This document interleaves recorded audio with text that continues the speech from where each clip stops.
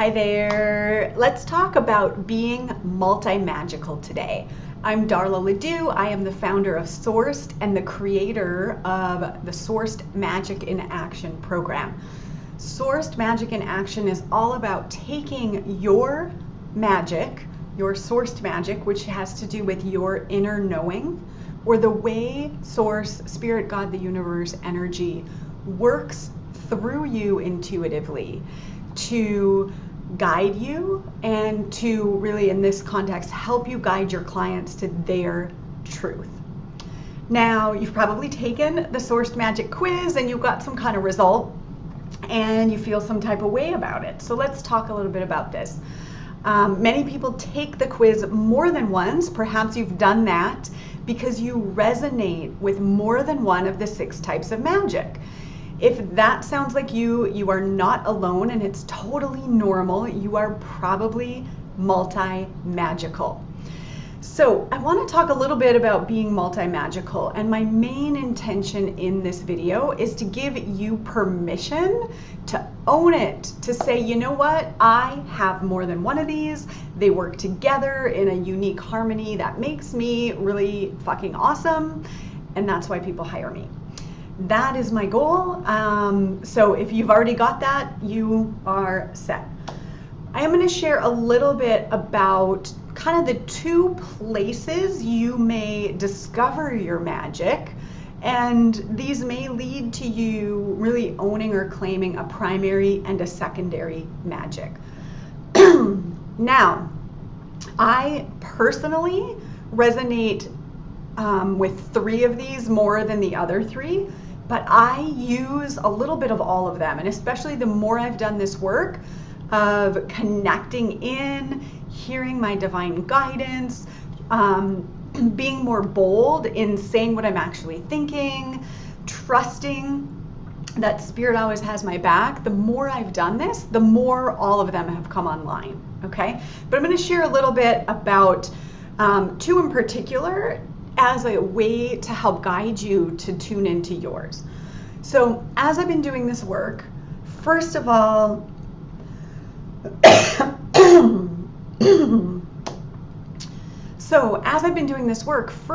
been really helping a lot of people. So I'm so grateful to create this space and this container for you to learn more about how you work, because we aren't taught this stuff as kids. I want to help you distinguish, first of all, the magic that you honed. We're going to talk about the magic that you honed and the magic that you hid. The magic you honed and the magic you hid. So your primary magic, probably the one that brought you to doing this work in the first place, is the one that you honed growing up. Meaning you needed it to get on in life, okay? And this could be, maybe you were connecting with guides at a really early age, and they were helping you in ways that nobody around you could see or understand, but you really honed that and it helped you survive in life. Maybe you, lived in a place that your world felt really small, and so your ability to see that so much more was possible is what kept you going, right? In an environment that maybe wasn't the best for your personal soul. For me, the one that I honed growing up is the recognition magic. This is being able to see patterns and kind of predict how things are going to go. So in the household I grew up in, there was a lot of alcoholism around me. And so that's something that I learned, is to follow the patterns of what people around me were doing to predict, is today going to be a fun party day or is today going to be a hide in your room day? And that helped me to survive, right? I learned to read people, but really I learned to kind of notice, well, if this is happening, then it's going to be this kind of day. That's recognition magic. Now you may do this, really overtly, but it may be happening kind of behind the scenes and you don't even know it's happening, but for some reason you just know you can predict or pick up on trends. You know what's actually going on for someone even when they don't, through this kind of magic. You recognize the signs in life. So that was the one I honed. So when I started my coaching business, it's like I really knew I had this. It was one of the reasons I became a coach is when I looked at my skills and my gifts, it was like, okay, I can take these different pieces people are saying and put them together and really understand the big picture. And I knew that. Now, the one you honed, you probably know you have, but most likely you're not claiming it because it's like you're taking it for granted. You just, it's just the water you swim in. So for me, even though I knew I had that, like I didn't think it was super special. I didn't think that I should claim it in my marketing or really trust myself to be a thought leader and a trendsetter because I was conditioned and honestly I was conditioned that that's like the job for men, right? And women aren't playing that role in life. And so I kind of took it for granted and I didn't fully own it. So what's yours? What's your one that you honed? And I want you to look at, are you really truly owning it? And if you're not, what support do you need to actually step into that? The second one I want you to explore is the gift that you hid.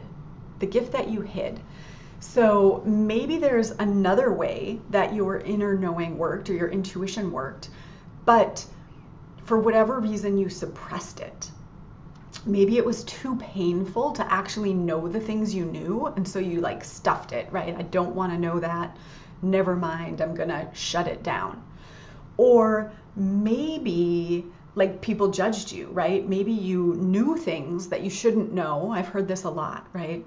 People know things that they shouldn't know, and then they're told, don't say that, or how could you know? That's not real. And they shut it down, they hide it. For me, my secondary is sensation magic.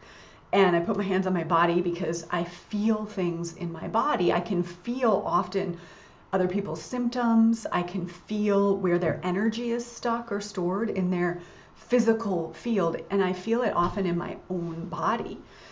And I have had a lot of trouble owning this, right? It's like Spirit kept saying, use your hands to heal, use your hands to heal. And I was like, no, that's not for me. I would feel symptoms and I would, kind of push it away. And even when I started to discover that this was a real thing that I could do, I thought, you can't talk about this. Like you can't trust it. But I hid this as a kid because it was really too painful to be present to all of the emotions and the things going on around me. There was a lot of chaos, especially really young, early on in life. We moved around a lot. I was exposed to a lot of people and scenarios that kids shouldn't be exposed to. And a lot of, again, addiction, abuse. And I was feeling all these things in my body, what other people were feeling. So what did I do? I ate to stuff my feelings, right? To numb out this experience of being in my physical body. And so I hid it. I stuffed this gift.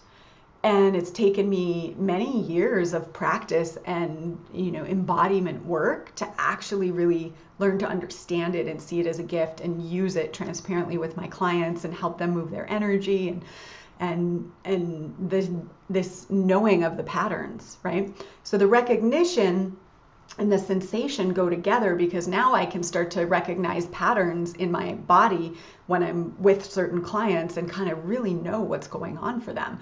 And in a lot of ways, I probably was always doing that, but it was unconscious competent. And now I can be really clear and directive about it, right? And I can ask Source to show me and I can really interpret it. So that's just my story. But what about you? What is the magic that you hid? Did you, channel entities, spirits when you were younger and you had to shut that down? Did you, believe in the abundance of the universe, expansion magic, but your family didn't and they told you to stop talking like that? What is the magic that you hid?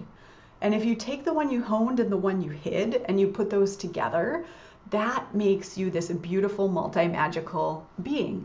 Now, that doesn't mean you can't have other ones. I believe we can all develop all of them, but I don't actually think it serves us to try to develop all of them.